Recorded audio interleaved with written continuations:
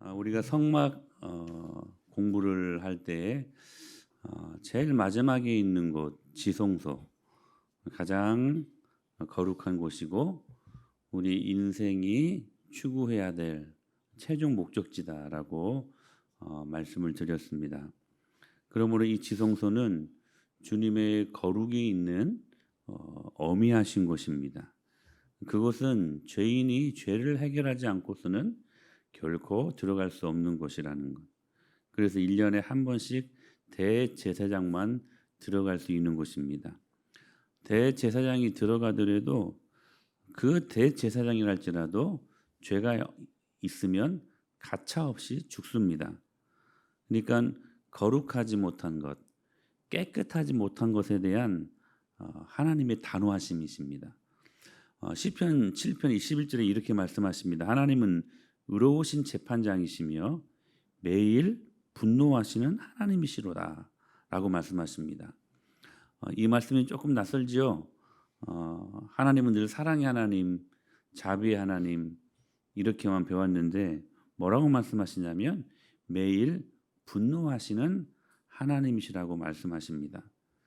그래서 그 거룩하심에 손상이 될까 봐 지성소 앞에 뭐가 있습니까? 휘장이 있죠. 휘장.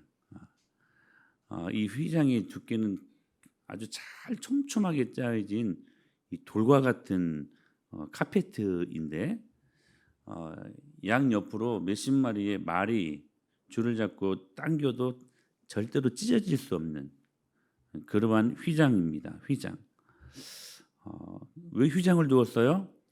지성소 그 거룩하심이 손상이 될까 봐. 마치 화형검을 든 그룹 천사들이 죄를 범한 그 아담과 하와 때문에 죄를 범한 그 모든 것이 엉망이 되었을 때에 생명나무를 지키기 위해서 두루 도는 화형검을 갖고 있는 천사들을 두는 것처럼 그렇게 휘장이 지성소를 막고 있었다는 사실입니다. 휘장이 주님의 깨끗함, 그 거룩함을 지키고 있었다는 사실입니다. 그러므로 여러분 우리는요 예수님 믿으면서 가볍게 믿으면 안 됩니다. 그냥 복이나 받고 내 원하는 거나 소원성취하는 정도로 예수님을 믿으면 절대로 안 된다는 거예요. 우리가 예수님을 진중하게 믿을 수 있어야 됩니다. 물론 복음이 주는 자유가 있습니다. 그러나 우리가 자유가 있다고 방종할 수 없는 것이죠. 사랑하는 여러분, 스스로 성경적인 파워, 권위를 가질 수 있어야만 합니다. 세상 사람들이 결코 쉽게 생각하지 못하도록 초대교회는 그랬어요. 초대교회 성도들이 당시 로마 사람들이랑 비교했을 때 다 뒤떨어졌습니다. 다 뒤떨어졌어요. 사는 레벨도 다 뒤떨어졌어요. 사는 레벨도 떨어졌고요. 배운 것도 뒤떨어졌고요. 누리는 것도. 그러나 초대교회 성도들을 다 갖고 있었던 로마 사람들이요. 결코 무시할 수 없었습니다. 오히려 그들 안에 있는 거룩하신 영, 즉 성령님을 통해 그들은 초대교회와 교회와 성도들을 칭송하고 마침내 두려워하기 시작합니다. 이 무서워했다 이것이 가까이 하기 싫다 이 의미가 아니라 존경하고 그 안에서 하나님의 어미를 느낄 수 있었다는 사실입니다. 사도행전 2장 47절에 보게 되면 이런 말씀이 있어요. 하나님을 찬미하며 온 백성에게 칭송을 받으니 주께서 구원받는 사람을 날마다 더하게 하시니라라고 말씀하십니다. 이 교회를 향한 거룩한 경외심이 생기게 되었다는 거예요. 거기서 그치지 않아요. 사도행전 5장 11절에 보게 되면 이런 말씀이 있어요. 온 교회와 이 일을 듣는 사람들이 다 크게 뭐 했어요? 두려워했어요. 두려워했어요. 교회를 향한 초대교회 성도들을 향한 예수님 믿지 않는 사람들의 두려움이 있었다는 거예요. 권위가 있었다는 것입니다. 권위가. 여러분 우리는 한량없이 하나님의 놀라운 은혜를 받은 저희들이기에 그 은혜를 많은 사람들에게 친절하게 그리고 온유하게 다 흘려보낼 수 있어야만 합니다. 그러나 절대로 여러분들을 쉽게 볼 수 없도록 주님이 주시는 권위를 갖고 있어야 된다는 사실이에요. 이렇게 말하면 어떤 사람들은 야 이거 예수님 믿는 거 장난 아니구나.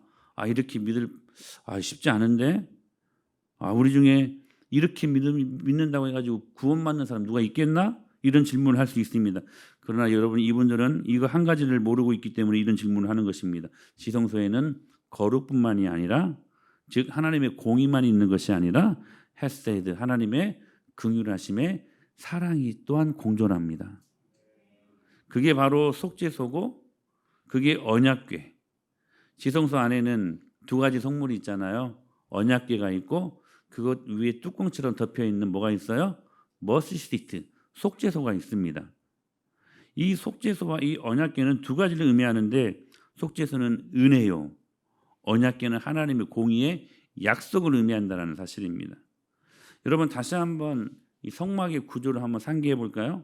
한번 잘 기억해 보십시오. 우리는 번제단으로 처음 이 성막에 들어가는 이 길목에서 번제단을 마주합니다. 그 번제단에서 죄인들이 짐승의 피로 대속의 은혜를 경험하죠. 죄를 지은 사람들은 자기 죄 때문에 자기가 죽어야 돼요. 그런데 구약 성경에서는 누구의 피로? 짐승들의 피로 그 죄를 대신하고 신약에서는 누구의 피로? 예수 그리스도의 피로. 이게 대속의 은혜가 얼마나 감사한지 몰라요. 번제단에서 죄인들이 대속의 은혜를 경험합니다.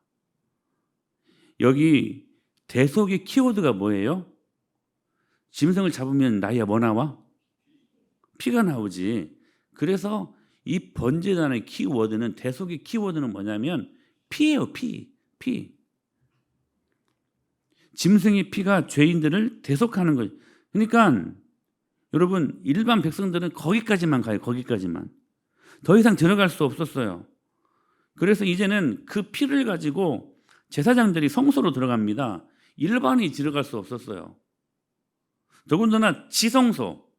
자, 번제단이 있고 조금 걸어가면 물두멍이 있고 그 물두멍에서 제사장들이 손발을 씻고 어디에 들어가요?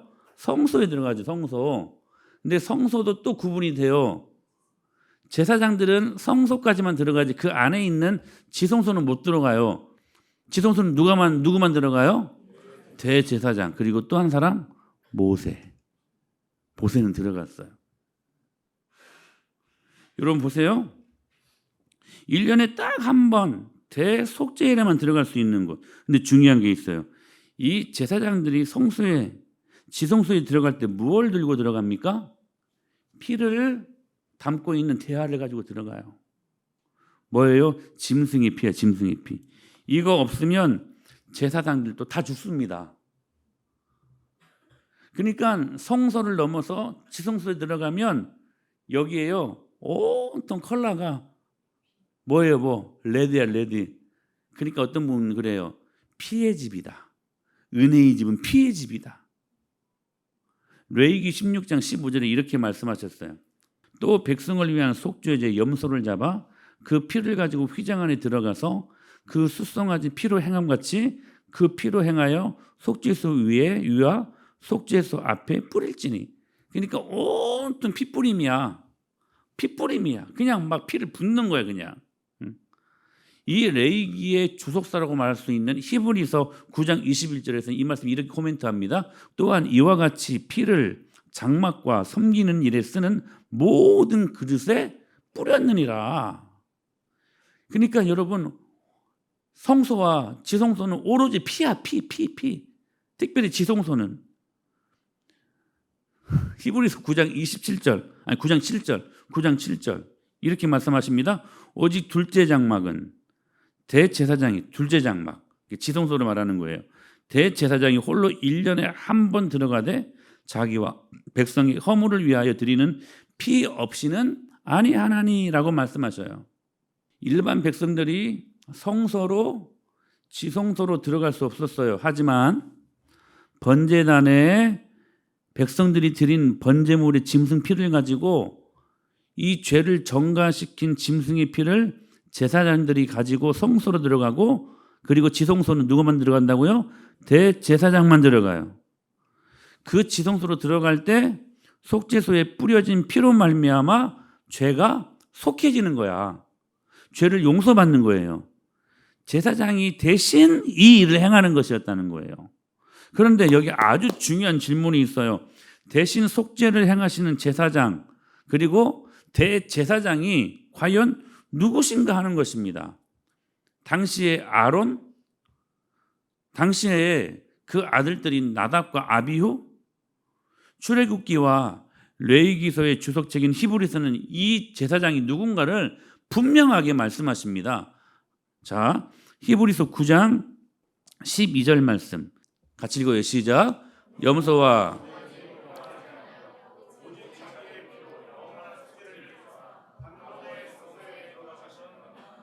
여기 오직 자기의 피라고 이야기하잖아요. 이 자기의 피가 누굴까? 자, 9장 22절 시작. 율법을 따라 거의 모든 물건이 피로써 정결하게 피 흘림이 없은즉 죄사함이 없느니라. 이 피가 누구의 피일까? 자, 히브리서 10장 19절 시작. 그러므로 형제들아 우리가 예수의 피를 힘입어 성소에 들어갈 담력을 얻었네. 할렐루야. 여기 우리를 대신해서 속죄의 은혜를 행하신 대제사장이 누구신가? 예수 그리스도시다. 그러니까 십자가의 피로, 그 보혈로 우리 대신 지성소로 누가 들어가셨어요? 예수 그리스도께서 들어가셨다는 거예요. 그래서 그 지성소를 가로막고 있는 휘장이 예수님이 십자가에서 피 흘려 돌아가시는 그 순간 둘로 쪼개져 버립니다. 둘로 쪼개져 버려요. 마태복음 27장 51절 시작. 이에 성소 휘장이 위로부터 아래 찢어져 둘이 되고 땅이 진동하며 바위가 터지고, 예수님이 십자가에 못 박혀 돌아가시는 순간 이 현상이 일어났다는 거예요. 그러니까 옛날부터 했던 말씀들이 가짜가 아니야. 진짜야. 누구를 향하여서? 예수 그리스도를 향하여서. 그분이 이 땅에 나타나심을 수많은 역사와 수많은 스토리를 통하여서 증거하셨는데 그 말씀이 실제로 나타난 거예요. 히브리서 10장 20절 시작. 그 길은 우리를 위하여 휘장 가운데 열어놓으신, 휘장은 곧, 여러분 이 말씀이 여러분에 무슨 상관이 있는가 싶죠? 여러분 이 말씀이 여러분의 살 길이에요. 그 길은 우리를 위하여 휘장 가운데로 열어놓으신 새로운 살 길이요.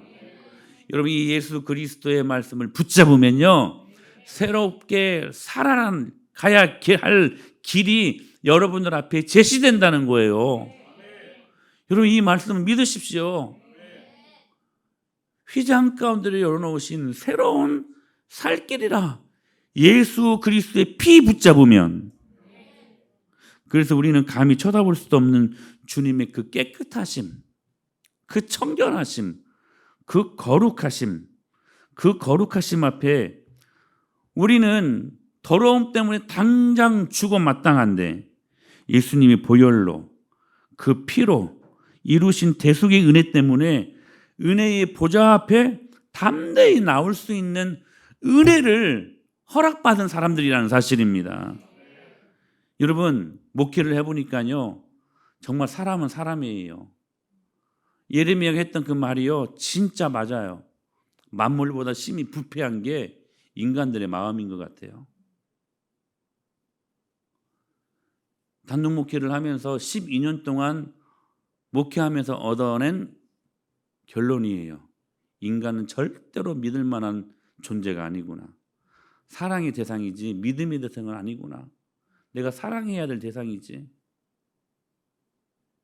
인간은요 정말 인간이에요. 제가 자세하게 말 못하겠어요. 정말 인간답게 살아있는, 여러분 인간은 인간답게 살 수 없는 존재들이라는 거. 근데요 예수 그리스도의 피가 우리를 깨끗하게 해요. 그 마음보다 심히 부패한 사람들의 마음은 아무리 그것을 깨끗하게 만들려고 해도 안 돼요. 고쳐 쓰려고 해도 안 돼요. 그래서요, 통째로 심장 이식을 하듯이 통째로 주님께서 십자가의 은혜의 피로 우리를, 그 마음을 그냥 통째로 심장 이식하셨다는 사실이에요. 여러분, 우리에게는 선한 것 진짜 하나도 없어요. 의인은 없나니 하나도 없다. 누가 나는 선합니다, 나는 좀 마음이 착한 것 같아요 라고 말하는 사람이 있어요. 그 사람들이 교만한 사람들이지. 주님의 십자가의 피가 우리를 깨끗하게 하셨기 때문에 우리가 그 청결한 마음을 가질 수 있는 거라는 사실이에요. 그러므로 여러분, 예수님 붙잡으십시오. 그래서 오늘 주시는 말씀이 은혜 아닙니까? 오늘 본문 4장 16절, 그러므로 우리는 긍휼하심을 받고 때를 따라 돕는 은혜를 얻기 위하여 은혜의 보좌 앞에 어떻게 나아가요? 담대히 나아갈 것이니라. 할렐루야. 은혜의 보좌 앞에 담대히 나아갈 수 있느니라. 여기 담대히라는 말을 제가 뭐라고 설명해 드렸죠? 뻔뻔하다. 뻔뻔하다는, 뻔뻔하다. 은혜의 보좌 앞에 뻔뻔하게 나아갈 수 있대요. 이게 얼마나 큰 은혜인 줄 아세요, 여러분? 우리는 얼마나 뻔뻔한 죄를 반복하며 지으며 사는지 몰라요. 어떨 때는 용서받을 수 없는 죄도 아무런 감각 없이 살아요. 여러분, 말씀 읽으십시오. 여러분, 하나님을 마주하고 싶으십니까? 보고 싶습니까? 그럼 말씀 읽으세요. 태초에 말씀이 계시니라. 이 말씀이 하나님과 함께 계셨으니 이 말씀은 곧 하나님이시니라. 말씀이 뭐래요? 여러분, 하나님 보고 싶으면 어떻게 해야 돼요? 말씀을 보면 보여요, 하나님이. 아멘? 근데 우리 말씀 안 읽어요.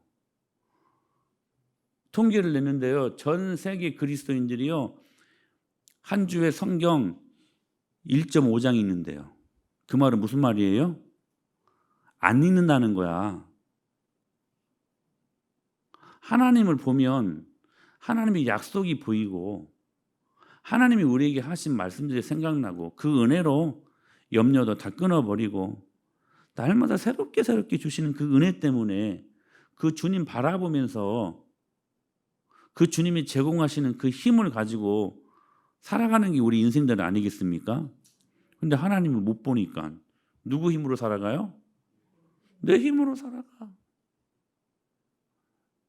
내 힘으로 살아가려다 보니까 걱정이 돼요? 안, 염려가 일어나요? 안 일어나요? 염려투성이야. 여러분, 염려는요, 모든 사람이 다 하는 것이기 때문에 염려가 그냥 뭐 대수롭지 않다고 생각을 하는데, 염려는 하나님을 신뢰하지 못한 아주 무서운 불신의 죄입니다. 근데 마치 무엇을 향해 염려하면 자기의 열정이 거기에 다 포함되어 있는 것처럼 자랑 삼아 염려하는 사람들도 있어요. 염려는 주님을 믿지 못해서 일어나는 불신죄라니까요. 근데 그걸 그냥 아무렇지 않게 여기는 거야, 그냥. 왜? 뭐 때문에?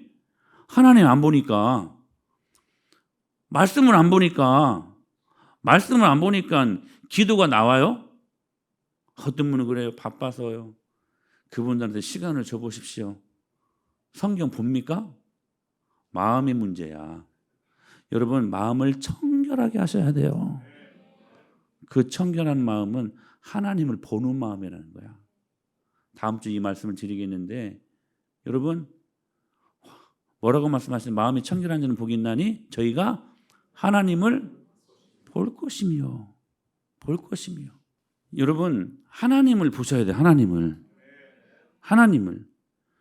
그러니까요, 여러분, 죄는요, 얼마나 우리들의 감각을 무디게 하냐면, 한 번 죄를 지을 때는 괜찮은데 10번, 100번이 되다 보면 아무렇지 않게 돼요. 근데 여러분, 죄가 주는 기능이 뭔지 아십니까? 자, 이런 죄를 지으면 하나님을 피하게 된다는 죄예요. 이게 죄책감이라는 게 그런 거죠. 자, 저를 보세요. 아주 중요한 말씀드려요. 죄책감. 저는 그냥 말씀드려 순종 못하니까 이런 죄책감이, 이 죄책감에는 순기능과 역기능이 있어요. 순기능은 뭐냐면 다시 그 죄를 짓지 못하게 하는 이 브레이크 역할을 해. 성령님이 우리 안에 들어오면 성령님 때문에 예민해지나요. 그래서 하나님이 기뻐하는 거 기뻐하고 싫어하는 거 싫어하게 되잖아요. 근데 하나님이 한번 싫어하는 것을 막 해버렸어. 그러면 내 마음속에 뭐가 일어나요? 죄책감이 일어나. 그래서 다시는 내가 이 죄를 범하면 안 되지 하고 브레이크 역할을 한다고요. 죄책감이라는 것이. 근데 역기능도 있어요. 뭐냐면 죄를 짓다 보면 어떤 현상이 일어나냐면 그 죄 때문에 여러분 하나님을 피하게 돼요. 제가 언젠가 말씀드렸잖아요. 주일날 교회 나올 때 차 안에서 우리 전국 조국에 있는 이 그리스도인들 부부가요. 차 안에서 70-80%가 싸운대요. 교회 나올 때. 그러면 여러분 교회 나오고 싶어요? 안 나오고 싶어요? 나가야 하기는 할 텐데 교회 나가서 은혜 받는 게 쉬워요? 어려워요? 하나님 피하게 된다니까. 여러분 죄를 지으면 역기능이 뭐냐? 하나님은 피하게 되어 있어요. 아담과 하와가 선악과를 따먹지 말라는 거 따먹고 난 다음에 죄책감이 들어버렸네. 그래도 하나님이 그들을 찾아가시잖아요. 그런데 뭐라고 말해요? 창세기 3장 8절. 첫 번째 반응이 죄를 범하고 인류의 조상이 아담과 하와가 첫 번째로 범한 반응이에요. 시작. 그들이 그날 바람이 불 때